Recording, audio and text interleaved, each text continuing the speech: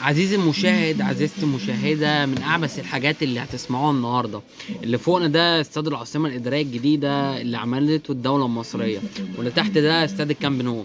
الفيفا ادى تقييم للاستاد اللي فوق دوت بنسبة 78% أعلى من الاستاد اللي تحت دوت.